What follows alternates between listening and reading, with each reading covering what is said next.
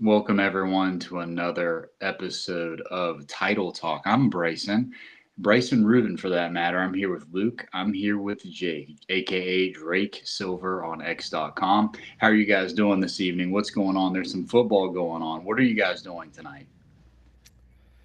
I'm watching football. Watching the Tom Brady versus Peyton Manning game, which is Kenny Pickett versus Carson Beck.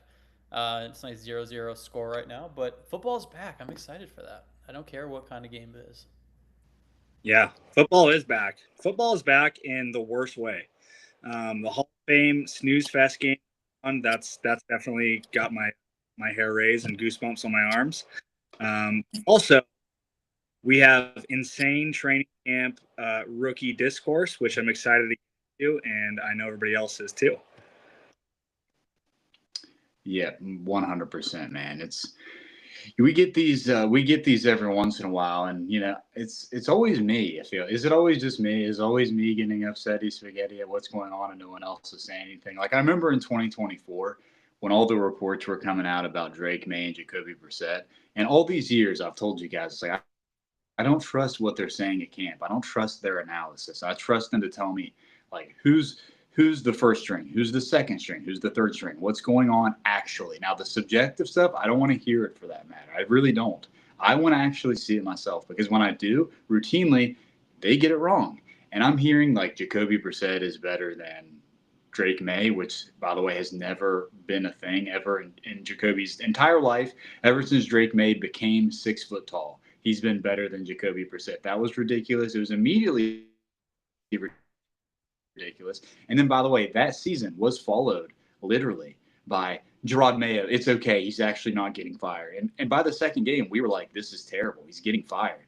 No. Actually, all the way into December. And so, like, I just have trust issues with these guys. And people on X are like, you're freaking out. Lomu stinks. All this stuff. We'll get into it. But I think the first thing that we really should get into is that Diggs is somewhere else because I was really hopeful. There was a time where Diggs was it was pretty close. He could have been a Patriot, but the money just wasn't right, and Diggs wanted to go somewhere else. It's funny that he goes to the Commanders. A couple years ago, they asked him if he would go to the Commanders, and one of his friends or something like that said F no, which is pretty funny. But he's a Commander now. Big difference in Patriots fans and Eagles fans. Everyone are like wishing Diggs a warm goodbye, and we're like, you know what?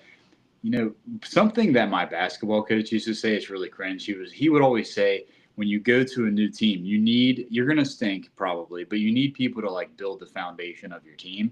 Which you think about the 2024 Patriots, you have people like Drake May, you have like Unweno, people like that. But in a 25 team, one of those people has to be Diggs, which is why it's like really upsetting he didn't get a ring because he was really such a leader. It was really surprising. He was awesome, and he only played 52% of snaps, and you would have never known that because he never threw a fit about it. He just quietly was awesome the entire time.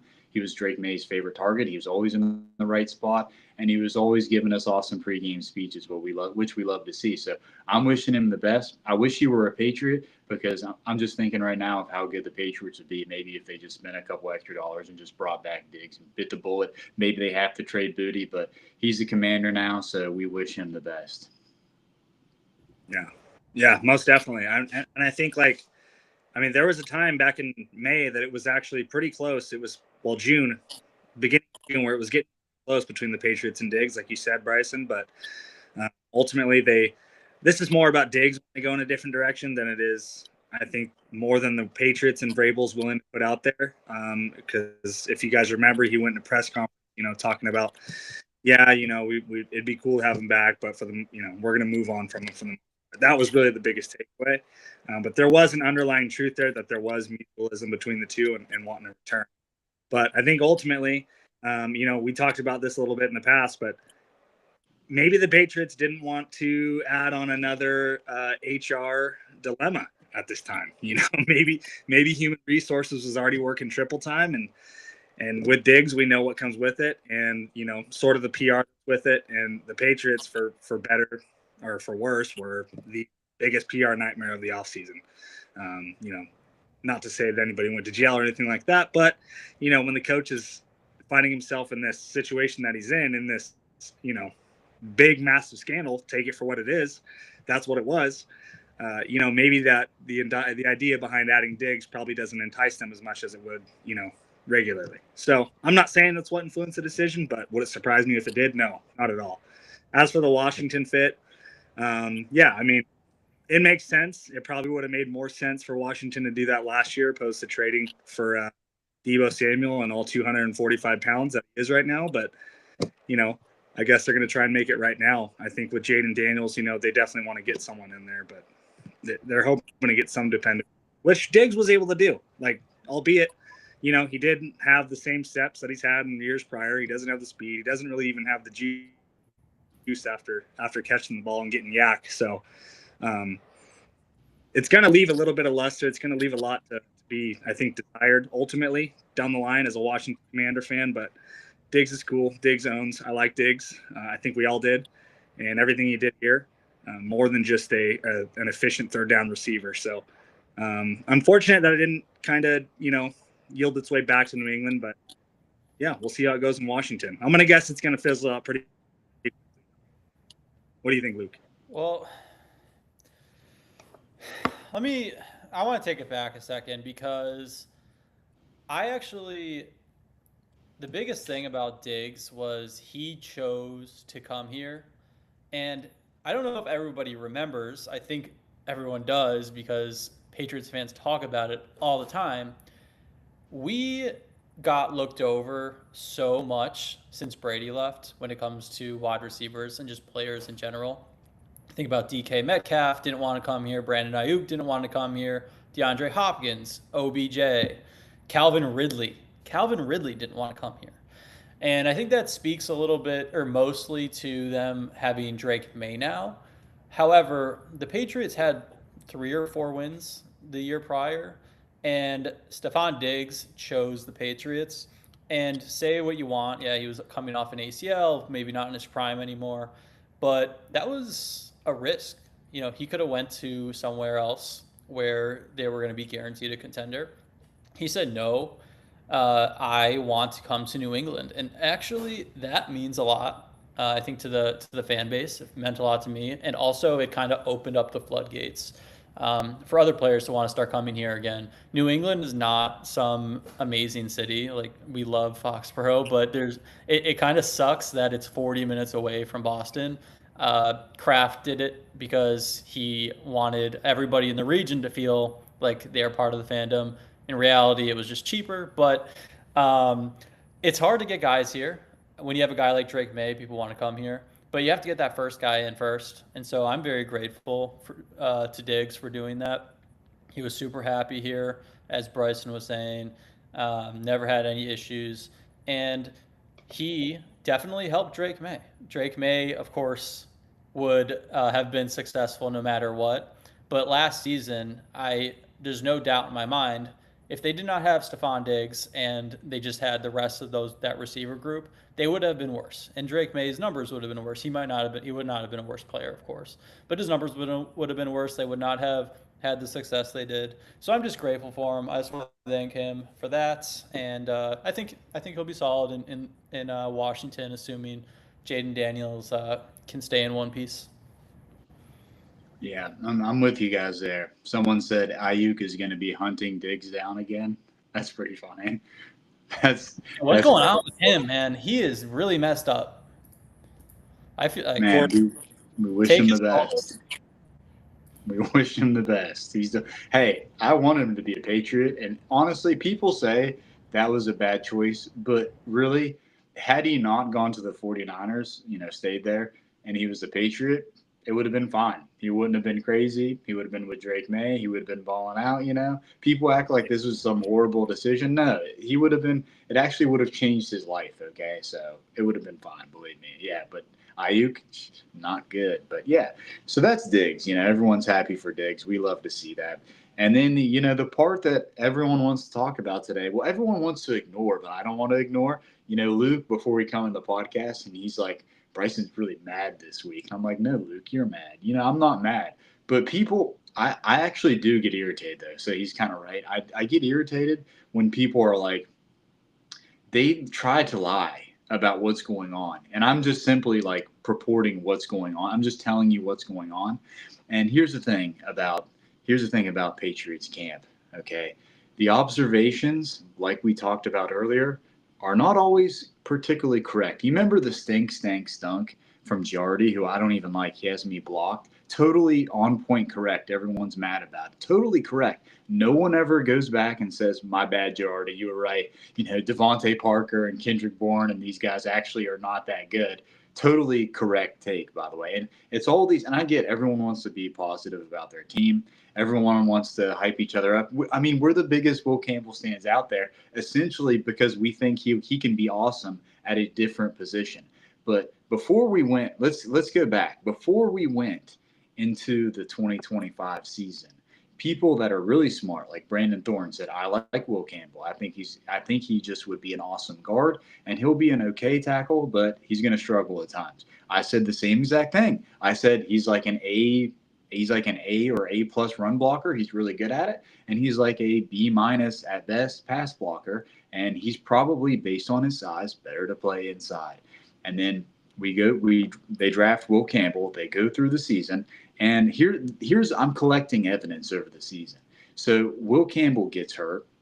For what that's worth, he's not on the injury report during the playoffs. Okay, let's just assume that he was still hurt or whatever. He's not on the injury report.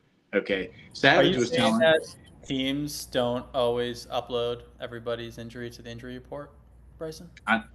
No, I'm saying I am not saying that. I think there's a big problem if you're a team and you don't put an injured player on the injury report. Drake May's shoulder is on the injury report. If you're truly hurt, if you're struggling, if you're in pain, if you're getting treatments, you are going to be on the injury report. Tom Brady's on the injury report for no reason.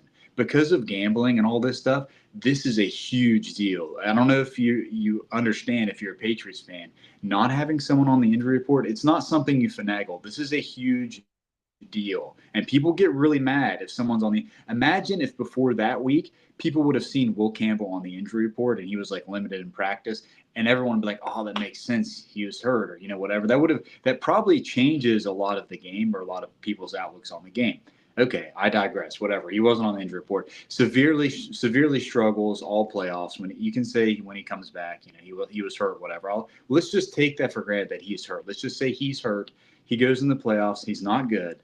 Okay, goes into the Super Bowl, and I think it was the week before, maybe the week after the Chargers game. He's like talking about people on Twitter and stuff, and like he's seething. By the way, if you look at his face, he's actually seething, talking about people on X. And then we fast forward, and then the 14 pressure game happened, and he just walks off, doesn't talk to anyone, and leaves, is all crying and stuff, which I understand. And, of course, nothing. And our perspective was he had 14 pressures in a game. At some point, you have to yank this guy and get him out of the game. You have to try something else. That's something Bill actually would have done. And they don't do it. And you can see it in Mike Vrabel's face. You can just sense the energy that they are not – They don't want to do this. They're afraid because you guys don't want to say this. No one wants to say this. I'll say this. He's got some rabbit ears, okay? And I don't blame him. We all do. We're all on Twitter. We're all scrolling. But he particularly gets mad about this stuff. And so we go into the off season, okay? Look at Will Campbell's headshots from his team, the year 1 to year 2. Totally different player. He's lost it. His eyes are gone. The confidence is shot. And the Patriots know this. And they get into a position when they're in the draft where there's a left tackle, which many people think is the best one in the draft. A lot of smart people think he's the best, or at worst, the second best tackle in the draft. And the Patriots are like, what can we do? He's the best. We can't walk away from this responsibly. He's awesome. So they draft him, and it becomes a big deal. It becomes another big deal again that night. So then we go to May, okay? We go to May, and I say all this to line up what I'm thinking at the moment. We go to May, all right? Caleb Lomu, in a random practice in spring, he says he has starting reps at left tackle. I make a tweet about it. It gets 1 million impressions on X, okay? And that's just me. And everyone's thinking the same thing. Oh boy, here it comes. Because guess what? That week 1 comes, everyone knows if week 1 comes around and we have another Seattle situation, it's I'm not going to say it's over, but some severe dunking is going to be going on. We're not going to be happy about it, right? But everyone's going to be extremely mad about it. But no one. But then after that, things change a little bit. So once we get into the July practices, then all of a sudden, Lomu's practicing at right tackle, and people will have this counter argument to me. They'll be like, "Well, he's a right tackle now." And by the way, everyone is switching positions but Will Campbell. He doesn't move anywhere. He never gets benched. Jared Wilson had to switch positions. Caleb Lomu has to switch positions. All these other players are switching positions. Will Campbell is the golden goose, though. He's the 4th overall pick with more cachet than Drake May or anyone in the organization somehow, despite having one of the worst Super Bowls in history as a starting left tackle, okay? One of the worst. And just gets endless love. And everyone's like, no, we absolutely stand. He's not moving. He's awesome. He's ours. But when Caleb Lomu's in there, he's got to take reps at guard. And you're saying, oh, well, Lomu's at right tackle, and he's not going to left tackle at practice because he needs the reps. Well, okay, how about this? He's practicing at guard. Do you think Caleb Lomu's playing guard? Seriously. It makes no. This is like if Demario Douglas is playing tight end. It makes no sense whatsoever. It's dumb. It doesn't make any sense. And at the very worst, it's complete coaching malpractice. He's playing guard. Okay, so I think him being a right tackle is awful. And I would actually accept it if he was starting, but he's the swing tackle. How often have you seen a swing tackle play both sides easily? It happens all the time. So Will Campbell is not at practice today. And people are like, well, people don't know this. Okay, I studied. I paid attention. You did not study. You did not pay attention. Will Campbell is not there today.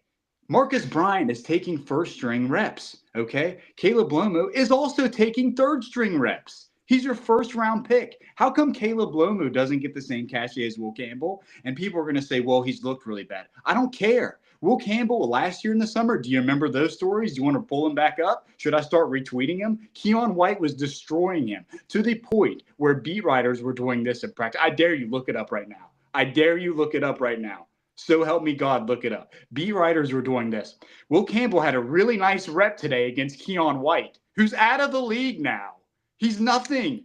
He's nothing. He was tearing him up all summer. I don't care how good you think Will Campbell has. He was getting torn up all summer. And guess what? Stays at left tackle. Nothing happens. Vidarian Lowe never touches his spot. It's never a question ever. It's always Will Campbell's the star of the show. But Caleb Lomu doesn't get that. He's the first round pick too. He should have the same cachet as Will Campbell. And for that matter, then we have the tweet from Mike Reese. So Mike Reese says, based on what I'm seeing, it looks like if something happens to Will Campbell, Caleb Lomu just wouldn't play. So they just drafted a first round tackle, one of the best in the draft, some are saying, and he will not play. He won't. You're telling me he's not going in at left tackle. So why did you pick him then? What is the entire point? Well, he has to stay at right tackle. Why? This happens all the time. Trent Brown played right tackle the year before he played left tackle and won a Super Bowl with the Patriots. It happens all the time. I'm not saying it's easy or anything like that, but this is silly. And I was talking to one of our friends, Snooty, earlier, and he was like, he agrees. He's like, yeah, if he doesn't go in there and play, if something ever happens to Will, who suddenly has a brace on his arm now, and people are like, that's normal too.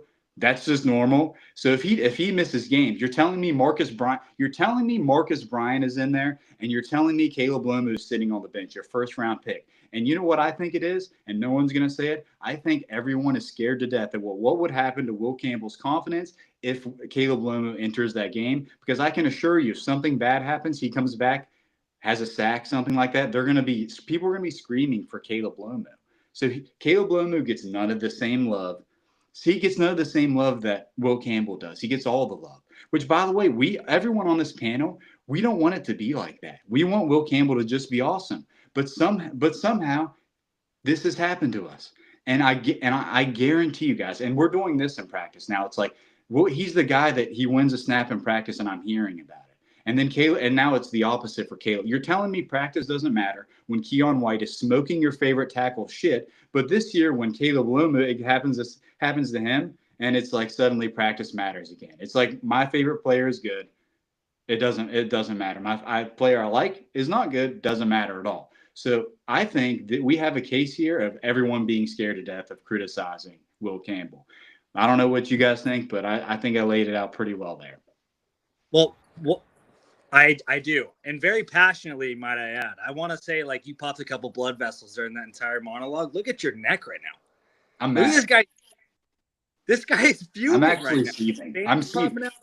Listen, Bryson's been Captain mad all week, man. He's on Twitter too much.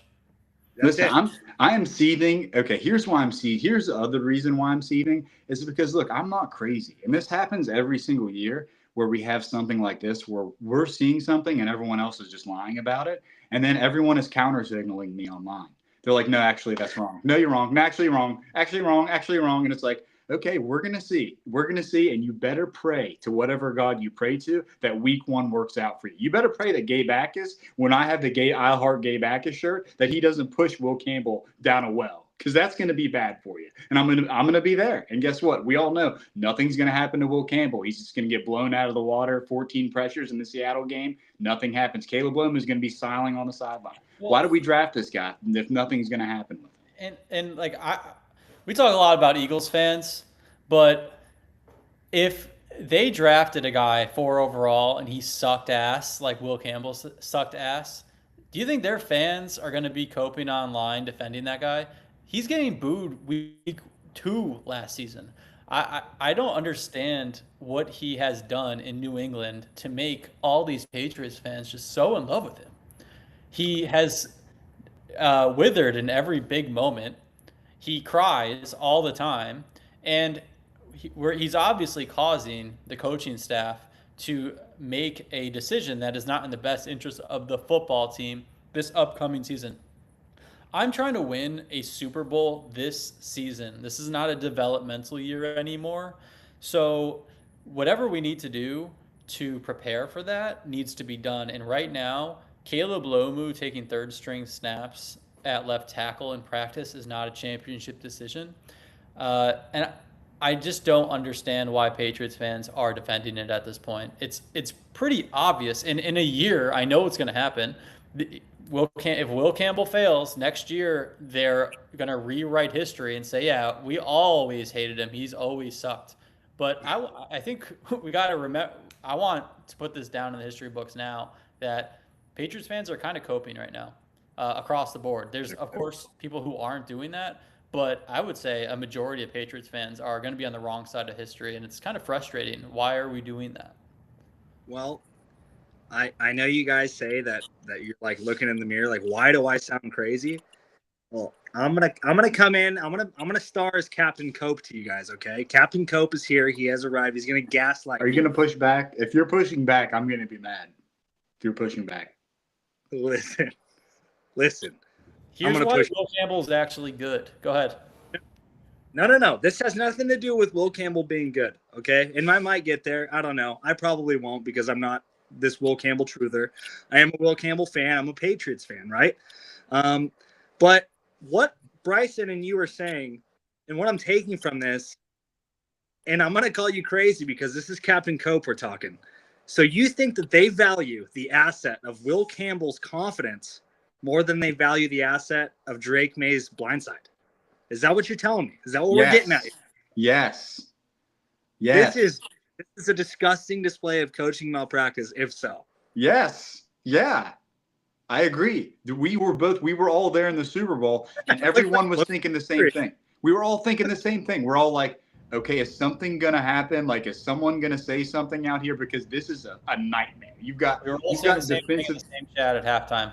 Defensive backs are getting sacks. It went mega viral. People are making fun of us, and nothing happens. And Vrabel's like, just go out there again, kiddo. You'll be just fine, because everyone is scared to death. No, I don't care. I want the Patriots to win games. Okay, I'm tired of the coping, and I'm saying yes. I'm saying yes. I'm also saying, here's the other thing that I think we do have to remember that does get lost. I'm sorry to interrupt you, but Will Campbell.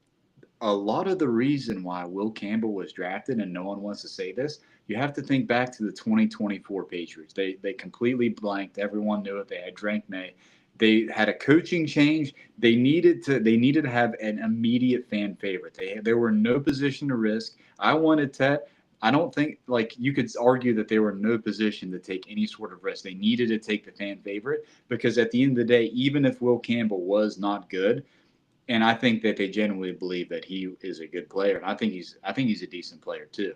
But if he busted out, then fans would defend it like they are right now. I'm not saying that he is a bust, but they would always defend it. So they had to take him. So the reason why you get Will Campbell, it's not just the player that he is. It's what he carries and means to the team and what he means to the fans. So I think that also plays an extra role there. They've got a fan favorite at left tackle now. My argument now is like, okay, but now the team is good. So why are we sitting here doing this again? Yeah, no, I hear you. I get it. I understand where you're coming from. Maybe I'm not Captain Coat. Maybe the reason is, maybe the thing is, maybe I'm blackpilling because I am now slowly realizing that there's a world where both of these guys might actually suck. Okay, and I know you don't want to entertain that because you're like, well, how do we know if Lomu sucks? He's not getting the team reps at left tackle that he probably deserves, or even first string reps at right tackle that he deserves. I do think that draft positioning where the team is maybe gets Lomu pushed further down, without hesitation or fear that they made a mistake and need to play him, or maybe silence even the masses, and their concerns. But I just think while we can talk about guys like maybe Kyle Williams sucking and it just not working, I think logically we can conclude that a guy that's going 0-6 in one-on-ones and consecutive days of practice now probably isn't in a spot to maybe get these starting reps. Maybe he isn't in the right spot to get these 11-on-11s. I do think the team coddles Will Campbell. I mean, I don't think they'll do it at the expense of disrupting Lomu's contributions if he can do it. But we saw it in the Super Bowl. Like you guys said, you cannot argue with that. It is definitive proof that they coddle this guy. But then you fast forward to the draft. Okay, they draft a left tackle. Okay, in the spring he's playing left tackle. What happened for? I think we lost him. Yeah, that's what you get, okay? Yeah. That's what you get for defending Will Campbell. You get lagged out of the stream, all right? You get lagged out of the stream. Go ahead. Are you back? I'm back, but I was just getting on. I was getting on him, okay? Go. So unless there's some grand conspiracy, and I get you may draw some parallels from Jacoby Brissett to Drake May and how they're operating with Lomu and Will Campbell, unless there's some grand conspiracy behind the team and the media that Lomu has lost a majority. See, he's like, nah. It's like I actually agree with him, and I can actually just forfeit and say that he was just not good at all. I could just literally forfeit and say, I could say he's not good. I don't care. He's not good. What I'm saying is I'm not sure because I'm not seeing it, and I want to see it for myself. And I think we'll know for sure at joint practices because he'll be going against other teams and things like that. I don't trust what's going on or what people are telling me right now. That's what I'm saying. And I'm also saying that it doesn't matter, okay? Because if you draft someone in the first round, it's just like N'Keal Harry. N'Keal Harry got his reps, and you get those. You do actually earn reps by being the first round pick, right? You get out there and you do earn those reps. There's only been a couple of practices. He's had like what? He's had just like a couple of team reps or whatever it is. So what if he's not good? You have Marcus Bryant out there, okay? You have all these guys that are not good. James Hudson, whatever his name is. Like these guys aren't good either. They may do fine in practice, but what would you rather have? Would you rather have a young left tackle, a guy that played left tackle, taking as many snaps as he can, or would you rather be like, well, he's not doing so hot now, let's put him down with the third string? And by the way, by all accounts, he is actually taking these snaps at left tackle. So the argument that he's just staying on the right tackle, it just doesn't stick because he is taking these snaps, right? But it's a matter of why is he not taking the first string reps? And people are saying it's bad. I'm saying I don't care. Okay, I don't care if he's bad. He should be taking the reps because it's literally the beginning of August. He should be taking all of these reps. You should want your first round pick to be getting as many reps as he can because I'm going to bet that Lomu is going to be a better tackle than like all of these guys. And there's like a small chance that he's going to be the best tackle on the Patriots roster in 2 years or something like that. So I think you should just keep feeding him these snaps. You should not shy away from this stuff, which is what they're doing. And I think they're doing it so they don't bruise Will Campbell's ego, which is just absolutely ridiculous and insane. It's way different than Kyle Williams, right? Because Kyle Williams got his reps, he got his chance, he practiced, He had those opportunities, and then it didn't work out. Right? We're this is like August. What is it? August 6th. It's August 6th. He can have first string reps, and he's going against no one. What's the worst thing that could possibly happen? Marcus Bryant has had reps. Hudson has had reps. Get him his reps. I don't care if he sucks. I'll admit he sucks. Get him reps. Well, by the way, Bryson, like there is what evidence do they have that he sucks anyway? Because he's not out there taking many left tackle reps, unless they're doing secret workouts behind closed doors, and they've determined that he sucks and he can't go out into the public out there at left tackle. What evidence is there? I can't imagine there's much. The only logical conclusion I can come to is exactly what you're saying is they're massaging Will Campbell's ego here because they know he'll lose confidence if Caleb Lomu goes out there and owns. And even if he doesn't own, there's going to be a story by somebody who says Caleb Lomu is taking first team reps at team practice. What does that mean for Will Campbell? And Will Campbell's going to see that story and take issue with it, even if it doesn't even comment on how well Caleb Lomu was out there.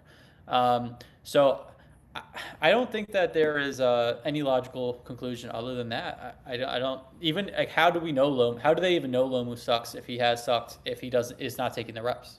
Well, the guy that told me that Jacoby was better than Dwayne, they said Jacoby was better than Dwayne. So they told me that. So he's bad. They told me that. Remember when Joe Milton was the best quarterback on the field too? Yeah. I think I have a solve maybe for this Will Campbell situation as a whole, and the Kyle Williams one for that matter, because these are our first and third round picks, and I've always had a fascination, and I think it's because I watched those old movies so often, where like the little kids climb on each other's backs and are in a trench coat to get into like a movie theater. I want to see Will Campbell with like a tactical baby. What are those baby vests? With Kyle Williams on the front chest, and then just a giant jersey over the top of them. So we'll have Kyle Williams' arms outside of Will Campbell's body. How's that sound? Two for one. And that sounds pretty beast. I mean, I think we've exhausted the Will Campbell stuff at this point. What do you we haven't. We've exhausted it. And you know what? I'll just say this: like, I don't hate the player. I've always been consistent about that. You can look up my tweets. I've always just said I think and Brandon Thorne says this, who's smarter than anyone watching this. Brandon Thorne has analyzed offensive linemen better than any of you ever, okay? When he ranks Will Campbell, when he's ranking all these guys, he has Will Campbell right now as the 26th best left tackle. And some of you will refer to PFF, okay? I trust Brandon Thorne more, and he says there is room to get better. I think Will Campbell can be a solid left tackle. I just think at the end of the day, he's probably a better fit. We've had this debate over the summer. You can look over the spring, rather. You can look at our debate with Pat's Pro when I was talking about there's been so many instances where tackles switch to guards. There's been instances where tackles switch to centers. There's been instances where guards switch to centers. It happens literally all of the time with great success most of the time. So it's really not that big of a deal. I still think he's like an A run blocker and like a C to B minus pass blocker. And you know what? That's more fair than Brandon Thorne because he doesn't think he's that good. Anyway, I guess it doesn't matter so much. The other thing that we have before we get into Luke's stuff here is we have Kyle Williams. So I have been getting into it with people about Kyle Williams all summer, all spring. I remember I was sitting in Nantucket as Kyle Williams was running incorrect routes. And I'm like, dude, this is not good. Kyle Williams needs to show up or it's absolutely over. It's so over, it's not even funny. And people, like, they were trying to ratio me. They were like, I can't believe you're saying this. You're telling me this for the first time. And I'm like, yeah, he had 10 catches last year, guys. In a year where the Patriots so depressing. They needed wide receivers, and I believed him. In my first article I wrote, I think by the end of the year, you'll see Kyle Williams replace someone like Kashawn Boutte because his speed is much different and it changes the Patriots offense. So I'm right there with you. I'm disappointed. But what I saw in the spring, what I saw over the season, is that there's not a lot of trust there from Drake May. And I think the same things are going on here, despite that this guy has a lot of talent. Because the things that do matter most at practice is where are the guys getting reps at. It tells you what everyone thinks of each other. And we have Kyle Williams running on the other side of the field, not even with Drake May at all. Okay. And if you think that Booty's going to be traded, which the Patriots have a good mind that he's probably going to be traded, if you think Kyle Williams is going to be a reasonable contributor, why would you ever do that? Does that sound like good coaching to you? No, it doesn't sound like good coaching. You would have Kyle Williams with Drake May and getting as much rapport as it can, because they really were not on the same page last year. So I'm constantly saying, like, this guy is battling for his life with Luke's favorite player, Efton Chisholm, which we love and respect Efton Chisholm very much, but he's in a battle with another guy. And now, granted, Kyle Williams is doing things like he's taking special teams reps now or whatever, but so is Efton Chisholm, so who cares? So this is my problem with Kyle Williams. He's at the bottom of the roster. How he's not getting reps with May, and other guys are. Raridon is. He already is getting those reps with May. All the other guys are not. There's Paper Waves, our good friend right here. He loves Kyle Williams and Will Campbell. I love you, Paper Waves, but we're going to disagree about this. It's like he's not getting these reps. He's battling with Efton Chisholm. Okay. Do you think another year is going to change any of this, or do you think that he's just going to be completely gone? What do you guys think about Kyle Williams? This is very bleak. My thoughts on it are like, I'm just like depressed about it, man. Like, why can't the Patriots draft one elite wide receiver in my lifetime? Like, just one. Kyle Williams, too, by the way. He was in the third round, but he kind of had differing opinions amongst the experts. Some people thought he was like the second best wide receiver in the draft behind, I think, Tet. Some didn't really like him at all. We really liked him. And I just remember when they drafted him, I was just so excited because I was like, okay, we're going to have one. Finally going to get one right. No more Tyquan Thorntons. We love Tyquan Thornton. No more N'Keal Harry's. Like, this guy kind of is different. It has a different prototype than both those guys, and kind of went away from the type of wide receiver that Belichick would draft. And so it was like, okay, Belichick's gone, so we're going to start getting kind of new school with these wide receivers. And you're right. When it comes to these elite quarterbacks, if they don't trust you, you're not going to last there long. And at this point, I don't think there's anything Kyle Williams can really do. If that connection, I mean, you look at guys that, like Tet last year, came right in and had an immediate connection with whoever was the quarterback. You had guys like Jamar Chase a few years back, just immediate. Jamar Chase, obviously a top tier talent, but you get what I'm saying is Kyle Williams, Drake May, connection's not there. They're not going to all of a sudden find it in the next 30 days. So Kyle Williams, I'm not going to give up on as an NFL player quite yet, but I can't believe that he is going to go into the season with any type of legitimate role other than maybe a decoy, 10 to 15 snaps a game, and then hopefully he can learn some special teams a little bit. He has the speed to be a good kick returner. So I think they have the right guy in place in front of them, and Mac Hollins, who did the special teams route for a while and eventually made his way into playing time as a receiver. So I hope he's kind of absorbing that. But at this point, there's nothing. You can't trust. Drake doesn't trust him. The coaching staff obviously doesn't trust him. Efton Chisholm has completely frame-mogged him at this point. And by the way, we laugh about it, but like this trust thing, Efton Chisholm seems to have it from all the quarterbacks. They love going to him in the red zone specifically, and that's they really trust him. Huh? They really trust him. They do. They really trust him. They trust him a lot. They throw him their keys. They're like, hey, Efton, move my Lamborghini. He moves the Lamborghini. Hey, Efton, pick up my wife from soccer practice. All the time. Efton Chisholm has the keys to my heart. I don't know what else to say. Like, every time we see a highlight from him, it's him doing something good. Is there any reason why we would not hear stories of him not being on the same page as the quarterbacks if they were out there? They're not there. And does the media just have a vendetta against Kyle Williams? Or is Efton Chisholm just on the same page? He knows what to do. This is what you should be asking yourself about the Caleb Lomu discourse, right? This is it. You have so much discernment. behind the Caleb Lomu versus Will Campbell thing. Why do we have the same one about Kyle Williams? He's the best. He's the GOAT. He's literally Steve Smith's favorite receiver, okay? So why are you guys doing this? No, and that's the problem. Kyle Williams' biggest accomplishment was coming out of Washington State ranked as Steve Smith's top 10, one of his top 10 wide receivers. And that's the issue. Like, everything that surrounds Kyle Williams right now is exactly what's wrong with training camp. It's exactly what's wrong with it. This is what we do every year. We find a guy, Patriots fans, they latch onto a guy who has some really admirable traits between his speed, maybe, you know, some of the plays he can make in the open field, all the stuff that we liked out of Kyle Williams coming out of the draft. You know, Patriots fans see it in their face for a year. If a rookie receiver doesn't contribute with at least 600 yards in that rookie season, history tells you that his odds of ever contributing in any role with that team are slim to none. It's basically over. And, you know, I think Bryson put out a tweet recently, you know, if Kyle Williams can't make it through this year, can't bust through as a contributor, his career is over in New England. And then most likely it's going to be over elsewhere. That's just what history tells us. Like, why do we ignore what we've already seen happen? And Kyle Williams struggles with the same things, with a lot of those same things that those past players have had. Like, it's not Tom Brady here. We're not going to blame Tom Brady for expecting too much out of a player.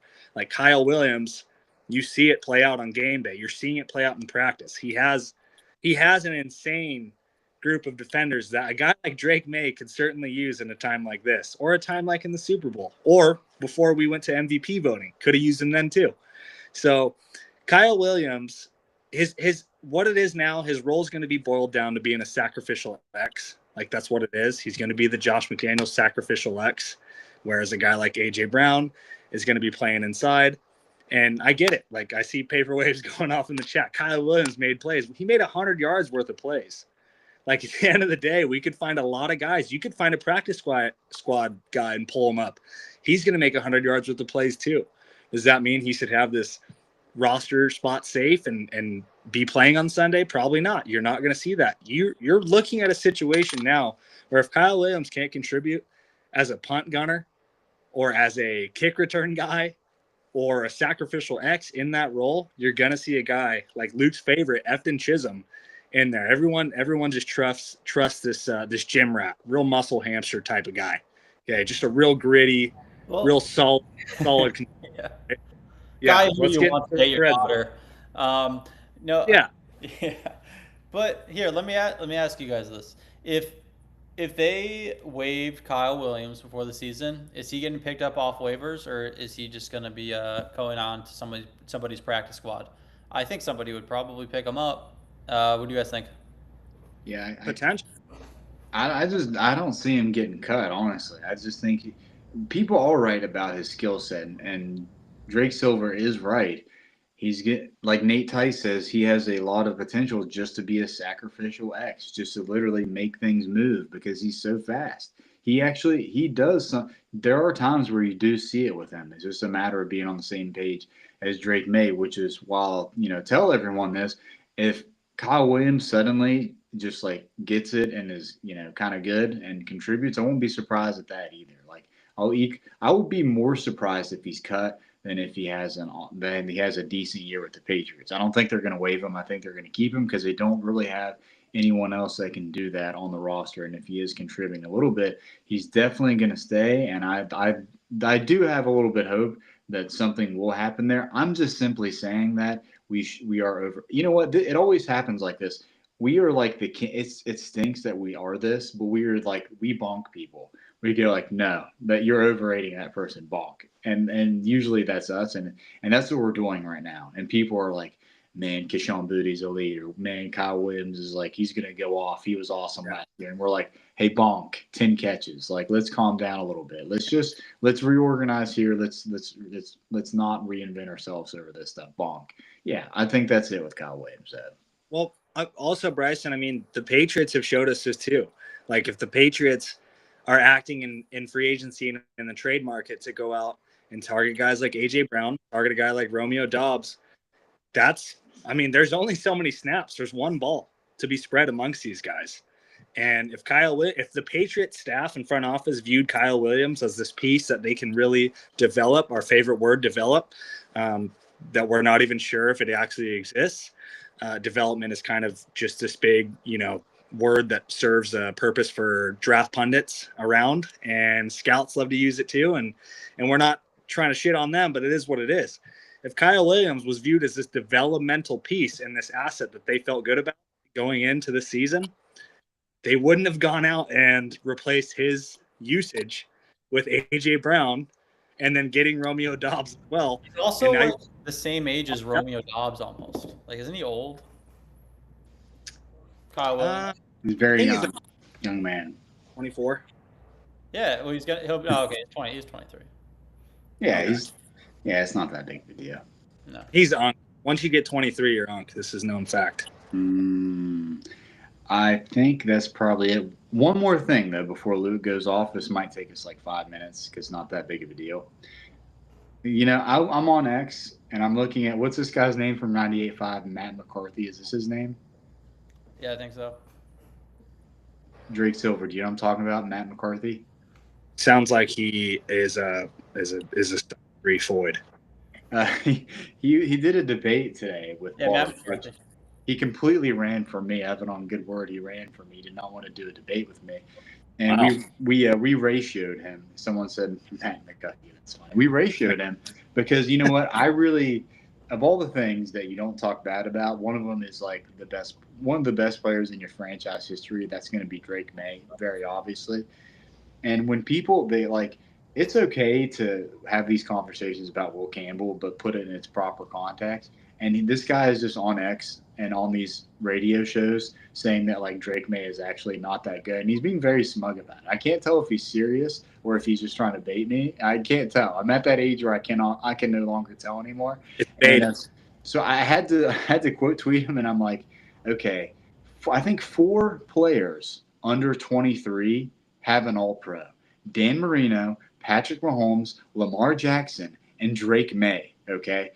I think 2 of those players won MVP, and 1 was runner-up, and that's Drake May, 1 vote away. So you have and then he had the season with, I think it was highest completion percentage, highest passer rating, highest QBR in the modern era. It's never happened before. So you have all of this evidence that he's like a really awesome player, and you're just shitting on him all the time just to like be fun. That's like not even fun. It's like we can't take you serious. Drake May is an elite player. Last year we were in a chat, and I remember specifically people were getting mad about this, and I was like, the best quarterbacks this year will be something like Drake May, Matt Stafford, Josh Allen, Justin Herbert, and Baker Mayfield. And essentially, those were like the 5 MVP guys of the year. So we were correct about that. So Drake May, he's like saying Drake May is not as good as Jaden Daniels and Caleb Williams, which is not – this is not just the homer in me. I'm telling you, that's an insane take. He said Jaden Daniels' 24 was better than Drake May's 25, okay? Insanity, okay? Which ties greatly into what Luke is going to tell you about, too, by the way. Let's go off, Luke. No, I mean, just staying on that point for a moment. I think anybody who has a take like that is just clearly upset about something. I don't know like what's going on in their head. I feel like we're pretty good at determining when somebody kind of sucks versus when they're actually good. And I'm not saying Jaden Daniels sucks, but I kind of don't buy what I'm seeing on him, and he gets injured a lot. So, and anybody who's arguing that his rookie season is better than Drake May's second season, they're just lying. I don't know what else to say about that. And I do have some stuff to get into, but I don't know if you guys have any more thoughts on that discussion first. Well, I mean, I think it kind of speaks for itself. I mean, you could look at it as a casual's perspective and look at the ratio from TD to INT to yardage, or you can break it down and get into analytics. Like Drake's metrics were shattering Tom Brady's records at this time. And schedule weakness or schedule strength aside, like he was still playing a good run of formidable defenses for weeks. And of course, defenses weren't good until Drake May and the Patriots offense absolutely handled them. But, after that happened, after the fact, those defenses suck now because they drop in tiers. This is what happens. It's the same discourse that happened when Tom Brady was shattering these same teams, these same coaches with these similar offenses. Like, it's the same thing that's happening. Patriots fans, at the same time, you have an all-pro quarterback. Why are you so gun-shy and gung-ho on being avid and ramping up this guy? Like, this guy, he's not perfection. He's not a finished product. His postseason was shaky, but I think we have very valid reasons as to why that didn't necessarily pertain to Drake May and his performance.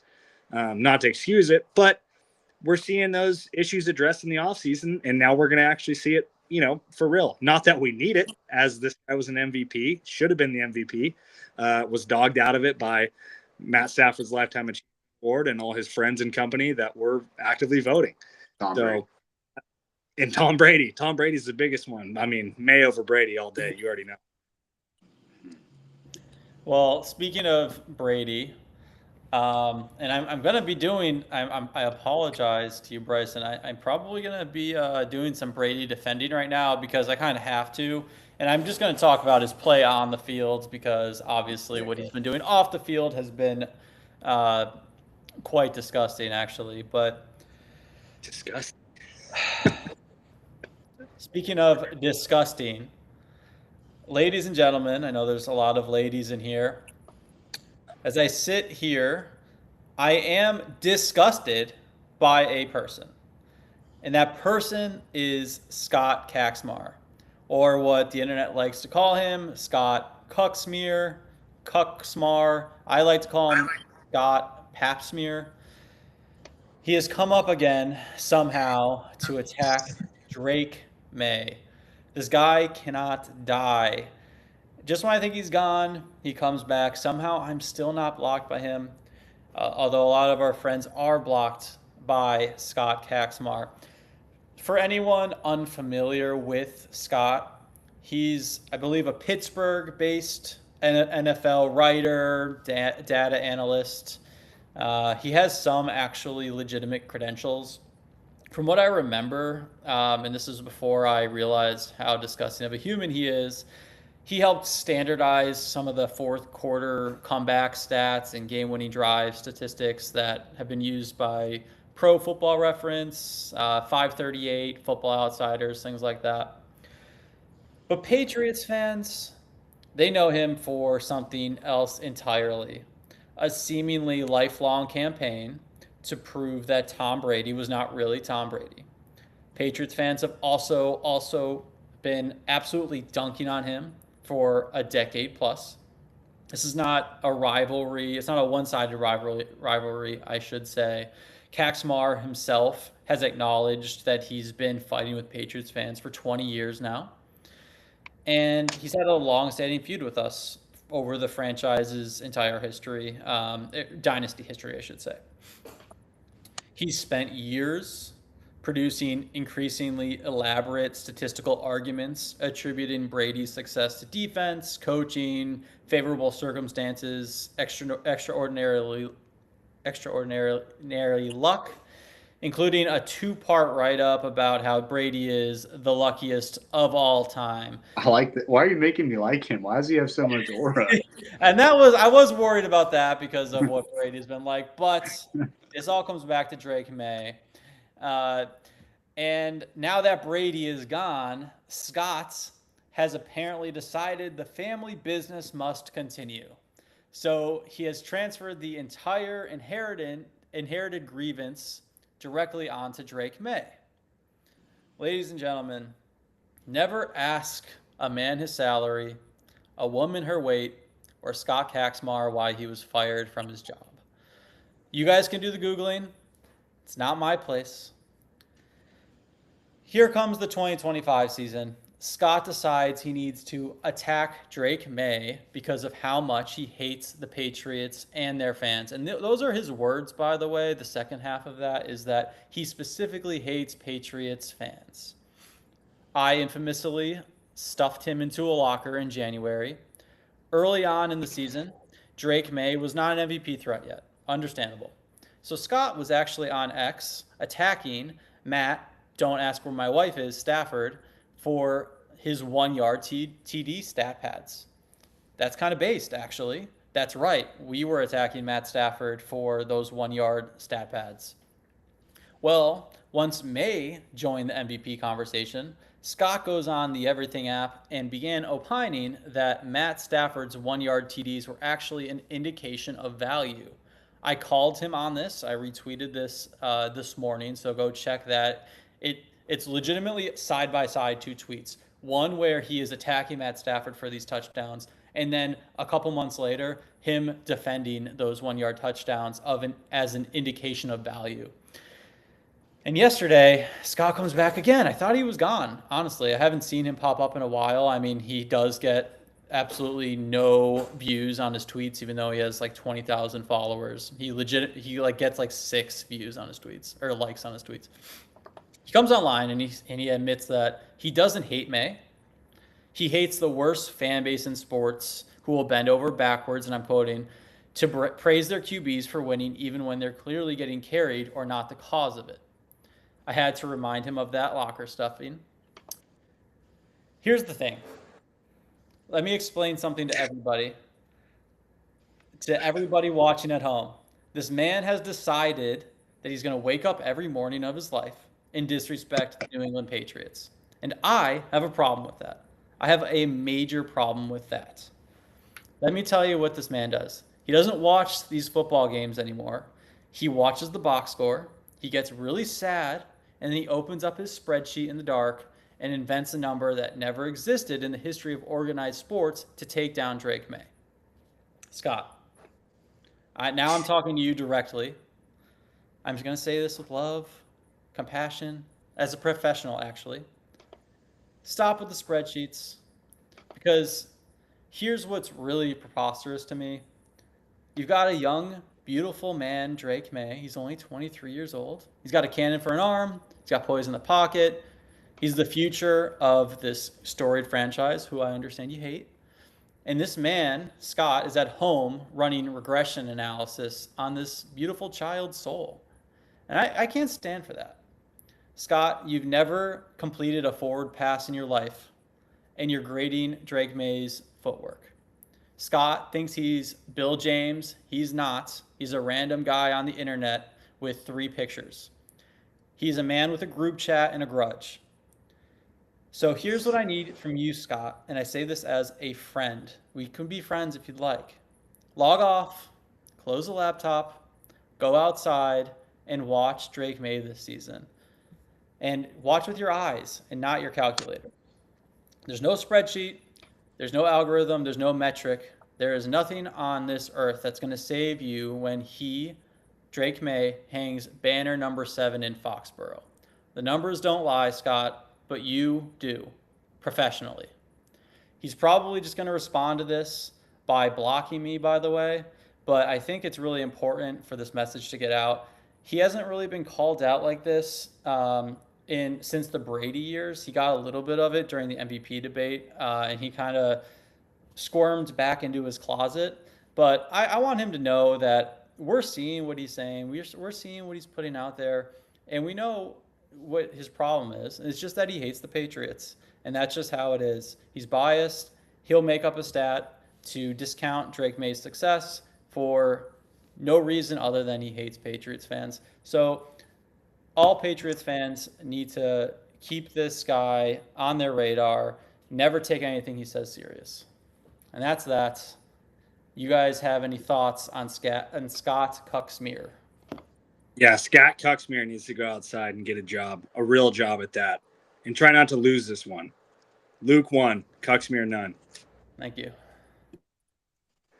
Damn, that was a little harsh. I thought, the way you were describing him, I'm like, dude, do I like this guy? He's kind of awesome. I think this guy is awesome. But then, we just over the years have learned to ignore him, even though he blocks all of us, because he's clearly seething.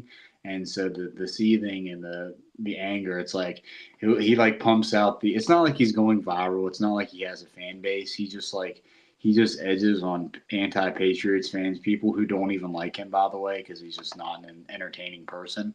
And so he really doesn't have an audience, and a lot of times his audience is just us. So I really just try to actually ignore him, because he's kind of like, he's honestly not worth the time, and he's seething all the time. Like Luke was saying, I remember during the season, he created this stat, and it was like, I think it was like the Patriots. He like has an arbitrary cutoff, and it's like the Patriots are winning games when Drake May only scores like above so many points in the whatever. It's like some stupid stat that makes no sense at all. And then Drake has arguably one of the best seasons for a quarterback in the modern NFL. And he's like, well, actually, I just hate Drake because I hate all of this. That's how much we've got into this guy's head over the years. That's just how much we've totally obliterated Scott. As he's just so mad he cannot even handle it, and he can't like many of the people that argue with us, they end up just like completely seething for the rest of their lives, and no one hears them at all. And meanwhile, people are focused on the things that we're doing and stuff. So yeah, I'm appreciate that you People shouldn't have jobs in the NFL, and he's one of those people, in my opinion. yeah. You also described him as an online internet person with 3 pictures, and you could have replaced Scott Kutchmere with Drake Silver. I thought that was doing me either a service or a disservice. I wasn't sure. No, 100%. Is there? I'm trying to think if there's anything else we need to talk about here. There's football. I know Luke probably has to go. Me and Silver could talk here forever. So I mean, we're in a chill stream right now. We can always cut the podcast off and do whatever. We've had some people interacting and stuff like that. There was something else I wanted to talk about, and I kind of did forget about it. One of our friends, Theo, wrote an article. I was on Theo's podcast once, and I talk to Theo every once in a while. And you know what? I am the type of friend that I just like tell you, I'm just like, this is not good.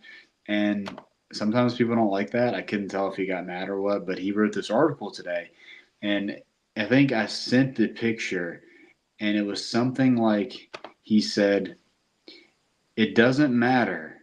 It doesn't matter that Lomu is taking these backup snaps. That's not any indicator of where he will be during the year, and they just really want him to take his right tackle snaps or, whatever it is. And none of this actually does matter and has nothing to do with anything. And I just think stuff like that is just like complete cope once again. Well, yeah. Not to cut you off, man, but it's true. Like what he's saying has an adverse reaction, because if it doesn't matter, then what lies the problem with giving him his first team reps? If nothing they're doing now is going to have any indication on what they're going to be in the season or what his role will be, then what's it matter? Throw him in there, give him his first team reps. What is the issue with that?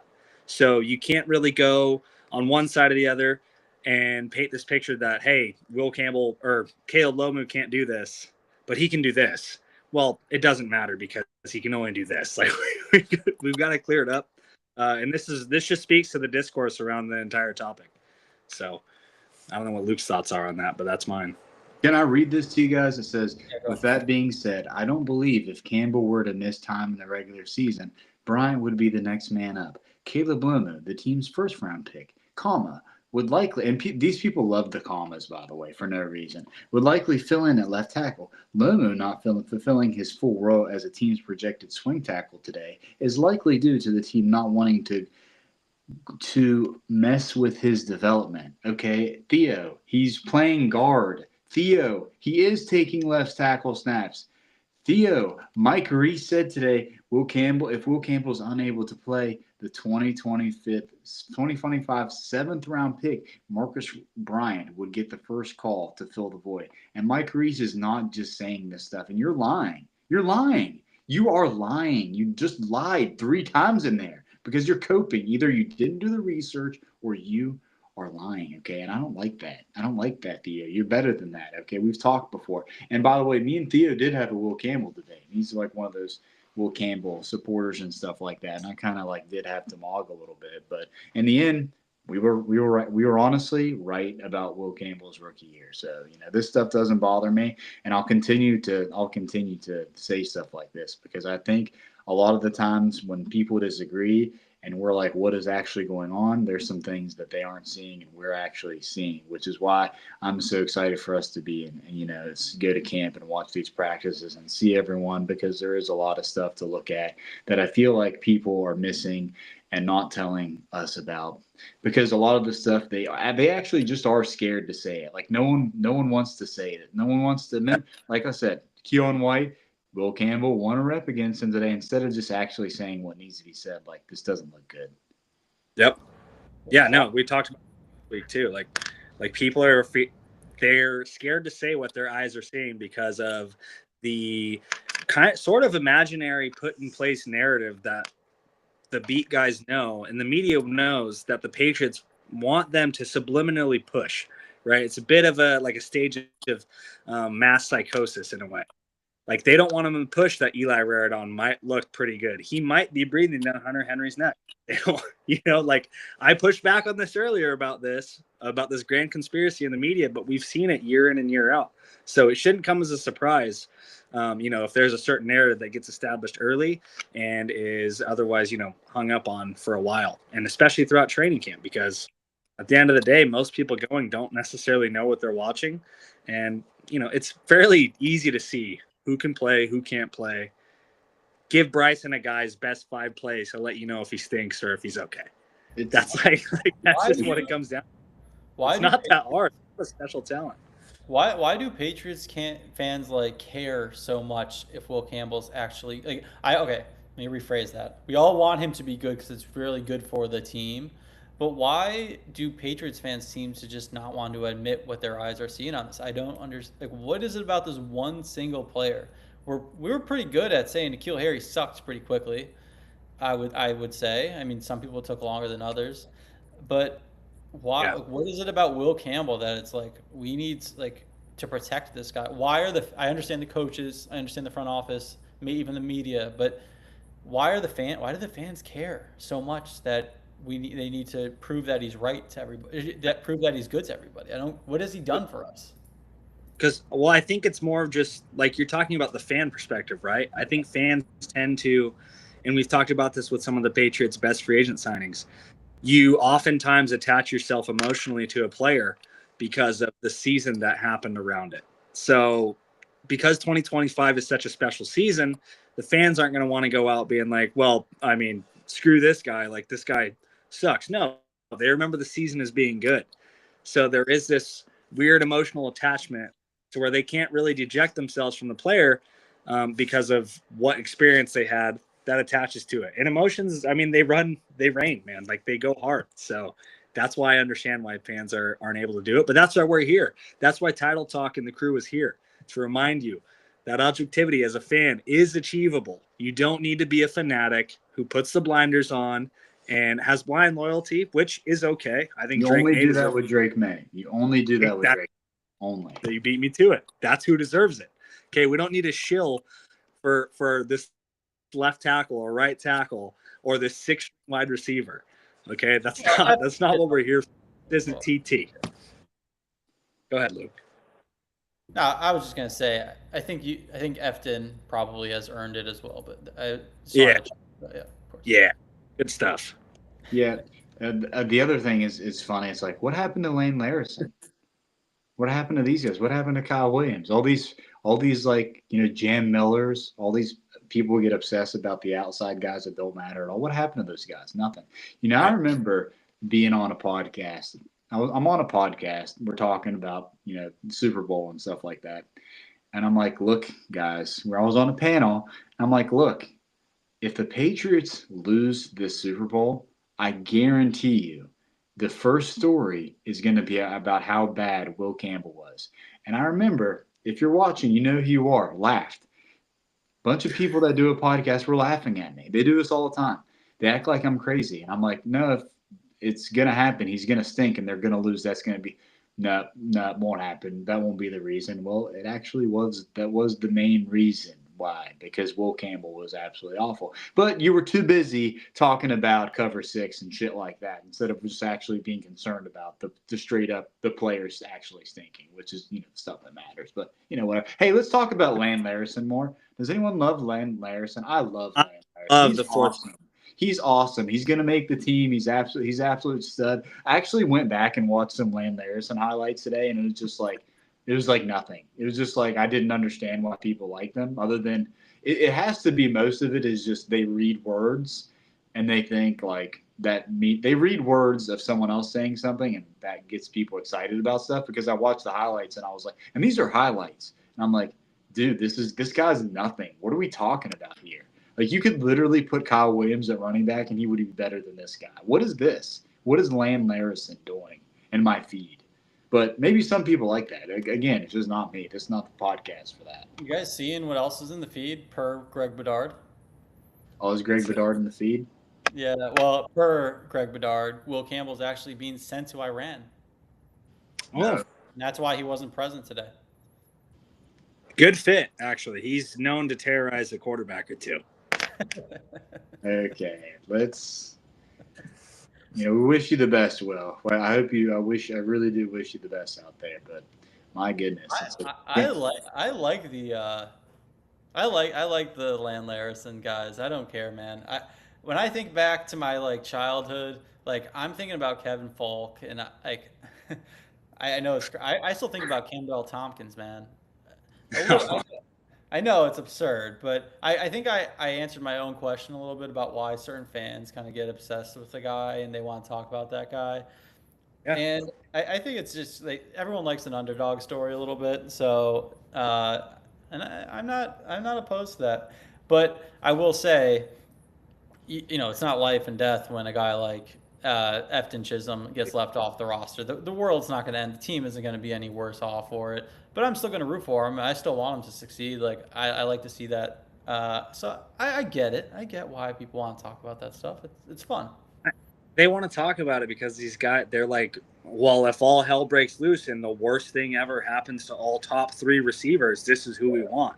And it's like, if you're 3 wide out, you're probably not it's looking grim regardless. So, but that's what it is. It's the fan in them. It's an emotional attachment, and it's hard to break it. Well, Luke, if you have to go, that's fine. I did want to talk about Gabe Jacas, though.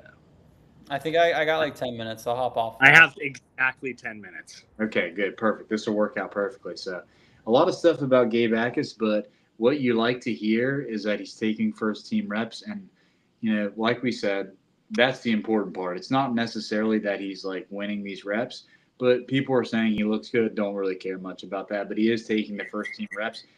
My question with the Gabe Jacas stuff is, remember all this stuff we heard about Gabe Jacas' knee? Some people were saying like maybe he doesn't play all year. Some people were saying like he's not going to be medically cleared to play. And this guy immediately shows up and he's been awesome, which I love to see. So I'm starting to think, what was up with that report? Because I'm starting to think that my report was the correct one, which is that he had a simple knee scope. It was not that big of a deal, and everyone knew it, and that's why he did it, because Gabe Jacas is a good guy. Gabe Jacas would not just get a surgery and not tell anyone, and it's a big deal. And people that didn't know are way overrated, right? And so he just had this, I'm pretty sure he just had this little knee scope. I'll talk to him later. But he had this little knee scope, and people made it a big deal. They said he wasn't going to play because of this knee stuff. And now he's like out there just terrorizing people already and looking awesome. And he's been in shape this whole time, so he's actually doing stuff. So that's the one thing I think people have to look sideways at a lot of people for sharing this story all year, to be honest. Yeah, definitely. You almost wonder, like, did someone on the Patriots front office budge, or did Gabe Jacas budge? Because this was definitely, like we covered, Bryson, in past shows and in your reporting, when we're talking about injury settlements or guarantees or whatever it be, this was clearly contractual language dispute over the guarantee for injury. And from what reporting has been from a lot of the guys, which it doesn't seem like is really vindicated or has conviction in any of these reports, is that the Patriots eventually caved in. They gave Gabe Jacas what he wanted. I think time actually helped on Gabe's part. They went to camp and saw how truly, utterly bad guys like Braden Swinson and really Elijah Ponder were at being able to get a first step and contribute as a pass rusher and get any sort of, presence of pressure. So I do think that played into Gabe's hand a little bit. And by all means, and by all reporting, guys like Lazar and Bedard, they've been pretty high on what Jacas has been able to do since he's been on the field, and that's awesome. And Gabe Osama is ready to be unleashed, and his 3 biggest stands, minus LB, are ready to unleash some absolute honor chants in his name. Do you think that the Patriots were the ones who blinked. From the reports I saw and that you were reporting as well, Jake, there's some pretty extensive language in there protecting against that knee injury. Is there not? There was some in there. I know they ended up figuring some things out. I don't know the exact language, and we don't have the clause that they ended up going with. So they may have not, but it sounds like from the most part, it was the Patriots bickering with the agent with Jacas over this. So I do think in some regard they did, but we don't know the exact dollar amount and settlement that they ended up reaching. So I do think that they did. I think they saw a quick snapshot at their roster on the edge and said, "Yeah, what are we doing? Why are we messing around with this guy? Get him into camp." Yeah, it was probably a compromise of sorts anyway. It doesn't really matter, I guess. But I think the underlying story here was he was kind of just totally fine the entire time, right? Yeah. I think that was it, and he's actually so fine that I went out there. I was like, you know what? His knee looks good. His knee looks healthy. This is an in shape guy. This is a wrestler. So, I post a bit of a highlight on X, and I'm like, look, Gabe Jacas, your knee's so healthy. I'm calling you out right now. As friends, whoa, don't hurt me when I see you in person, okay? Let's be friends, all right? So I'm like, Gabe, I'm calling you out. Let's have a wrestling match. I'll do it on the grass. Take your cleats off, and you can throw me around, and then I'll try to heel hook you. But I'll be nice, and if Lord willing, I catch a heel hook, I'm gonna be safe with it. I'm not gonna do anything crazy. Lord willing, right? But I challenge Gabe Jacas. I'll bring the mats. This will be great content.